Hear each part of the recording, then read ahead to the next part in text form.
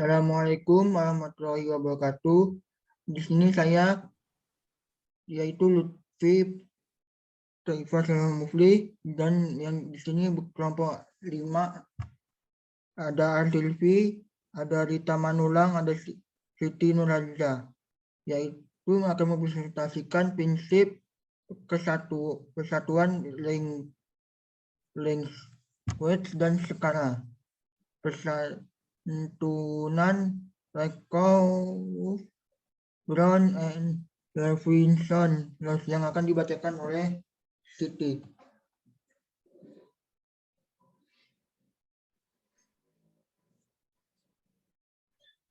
Kesantunan bahasa. 1. Pengertian kesantunan berbahasa. Frasa dalam ter pada tahun 2010 halaman 47 mendefinisikan kesantunan adalah properti yang diasosiasikan dengan ujaran, dan di dalam hal ini menurut pendapat si pendengar, si penutur tidak melampau hak-haknya atau tidak mengingkari memenuhi kewajibannya.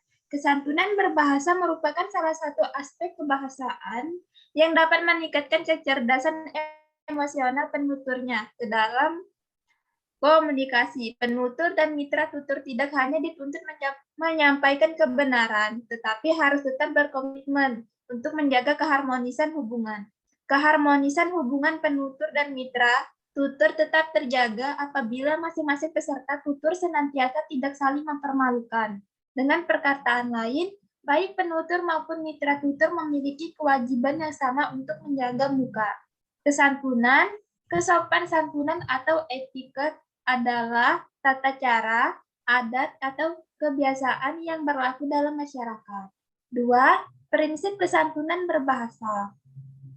Kesantunan itu berkenaan dengan aturan tentang hal-hal yang bersifat sosial, estetis, dan moral di dalam bertindak tutur. Keberadaan prinsip kesantunan ini berkaitan erat dengan prinsip kerjasama, dan prinsip kesantunan digunakan untuk melengkapi prinsip kerjasama. Next. Prinsip kesantunan Les dalam Rahardi tahun 2005 halaman 59 membagi prinsip kesantunan ke dalam 6 maksim, yaitu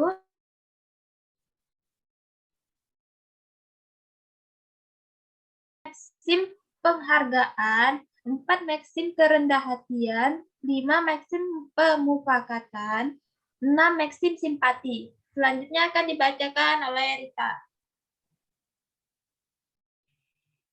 Baik, yang ketiga ada skala kesantunan. Skala kesantunan berarti rentangan tingkatan untuk menentukan kesantunan suatu tuturan. Semakin tinggi tingkatan di dalam skala kesantunan, semakin santunlah suatu tuturan. Sebaliknya, kurang santunlah suatu tuturan yang berada pada tingkatan skala kesantunan yang rendah. Rustono 1999 halaman 78. Yang A, skala kesantunan Robin Lakoff. Menurut Lakoff, dalam Wahyuni tahun 2014 halaman 12 mengatakan kalau tuturan kita ingin terdengar santun di telinga pendengar atau lawan tutur kita, ada 3 buah kaidah yang harus dipatuhi. Ketiga buah kaidah kesantunan itu antara lain, yang pertama formalitas, kedua ketidaktegasan, yang ketiga persamaan atau kesekawanan. Next.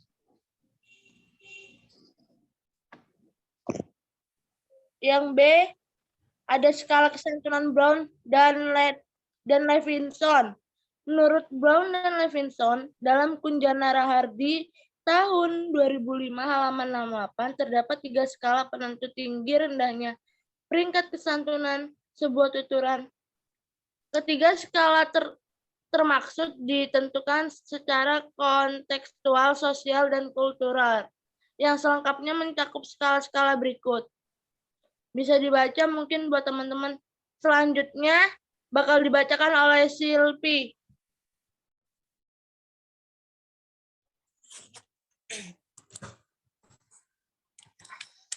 Selanjutnya, C. Skala kesantunan Leach di dalam model kesantunan Leach atau dalam Wahidah dan Henry 2017. 3. Setiap maksim interpersonal itu dapat dimanfaatkan untuk menentukan peringkat kesantunan sebuah tuturan antara lain. Mungkin teman-teman di sini bisa dilihat dan bisa dibaca sendiri. Next.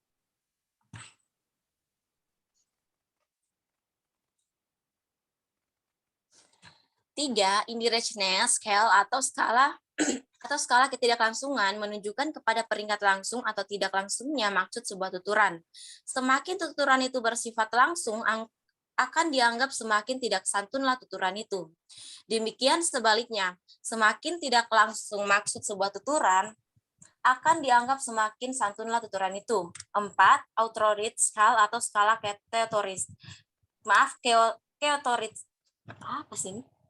keotoritasan menunjukkan kepada hubungan status sosial antara penutur dan mitra tutur yang terlibat dalam penuturan. Semakin jauh jarak peringkat sosial atau rank rating antara penutur dengan mitra tutur, tuturan yang digunakan akan cenderung semakin santun. Sebaliknya, semakin dekat jarak peringkat status sosial di antara keduanya akan cenderung berkuranglah peringkat kesantunan tuturan yang digunakan dalam bertutur itu. 5.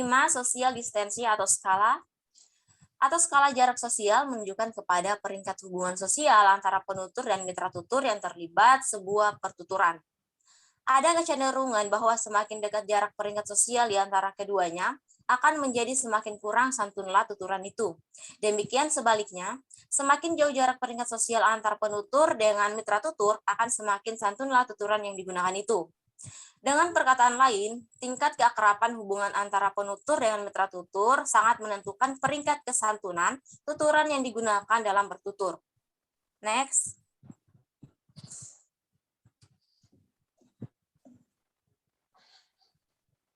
Baik, saya kembalikan kepada moderator. Di sini ya sekian dari kelompok kami. Mungkin di sini ada pertanyaan akan dijawab oleh dua pertanyaan yang ini akan saya jawab, yaitu berikan contoh tutur dari 3 buah. Ada pertanyaan dari Dea, yaitu berikan contoh tutur dari 3 buah kaidah tentuan menurut Robin Rakov, yaitu ada skala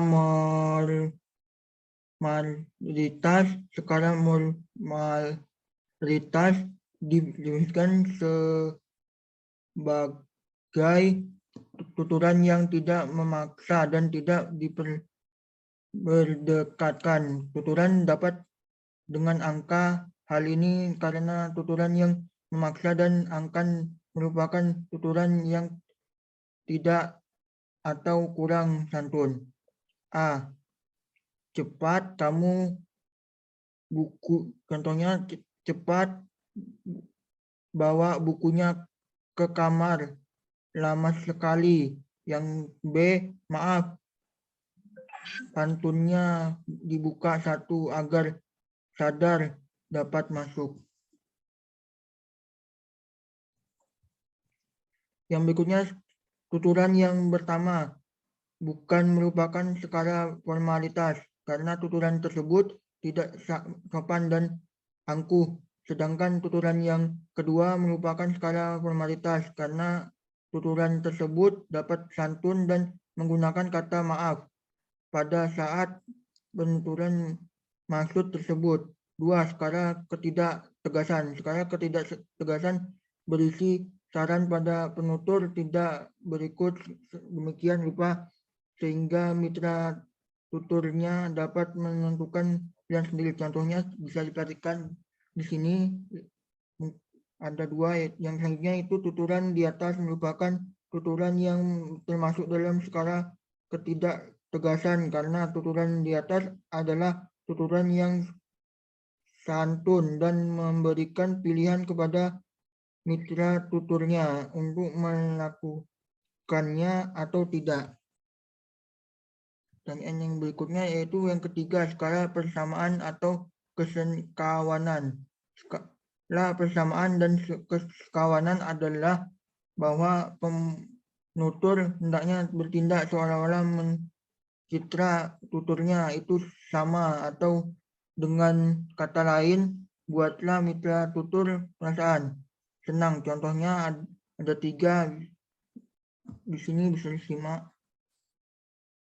Untuk tuturan pertama dan kedua di atas merupakan tuturan yang memenuhi skala bersamaan atau kesekawanan, karena dalam tuturannya penutur membuat mitra tutur merasa tenang, sedangkan tuturan ketiga sebaliknya, karena membuat mitra tuturnya tidak merasa tenang. Yang berikutnya akan dibacakan oleh Siti. Pertanyaan Oriza, jelaskan dan berikan contoh maksim kebijaksanaan dan maksim simpati. Gagasan dasar dalam maksim kebijaksanaan dalam prinsip pesantren adalah bahwa para peserta tutur hendaknya berpegang pada prinsip untuk selalu mengurangi keuntungan dirinya sendiri dan memaksimalkan keuntungan pihak lain dalam kegiatan. Contoh berikut yang diperolehkan dari lingkungan peneliti. Dialog sapa. Makan mie semuanya, habiskan saja. Dialog kita. Oh iya, teman, ku bawa pulang mie semuanya. Nah, dari contoh tuturan di atas, tampak bahwa Sapa berusaha memberikan semua makanannya kepada Ika sebagai mitra tutur, padahal kenyataannya Sapa belum mencicipi kue tersebut. Dan Sapa akan kehabisan kue itu. Next. Maksim kesimpatian ialah maksim yang menandai seseorang santun jika mampu memaksimalkan rasa simpati antara diri dan orang lain serta mampu meminimalkan rasa antipati diri dan orang lain. Contohnya, dialog Rahma. Saya tidak mengikuti seminar itu. Uang saya hanya dapat membelikan makanan selama 3 hari. Dialog Eva. Saya tahu bahwa kamu ingin sekali ikut. Kamu bisa pakai uang saya dulu. Oke, maaf, saya baca ulang. Maksim kesimpatian ialah maksim yang mendanai seseorang santun jika mampu memaksimalkan rasa simpati antara diri dan orang lain serta mampu meminimalkan rasa antipati diri dan orang lain. Berikut contoh penggunaan maksim kesimpatian. Dialog Rahma, saya tidak bisa mengikuti seminar itu. Uang saya hanya dapat membeli makanan selama 3 hari. Dialog Eva, saya tahu bahwa kamu ingin sekali ikut. Kamu bisa pakai uang saya dulu. Contoh di atas menunjukkan Eva yang memaksimalkan rasa simpatinya kepada Rahma sebagai lawan tuturnya yang menyampaikan bahwa ia tidak dapat mengikuti sebuah acara seminar sebab uang yang ia miliki hanya untuk biaya makan. Eva dengan penuh rasa simpati, ia memahami bahwa jika bukan alasan uang, tentunya Rahma dapat menghadiri seminar itu. Jadi maksim kesimpatian terindikasi diterapkan oleh Eva yang menawarkan bantuan kepada Rahma agar kita bisa hadir dalam seminar itu. Oke.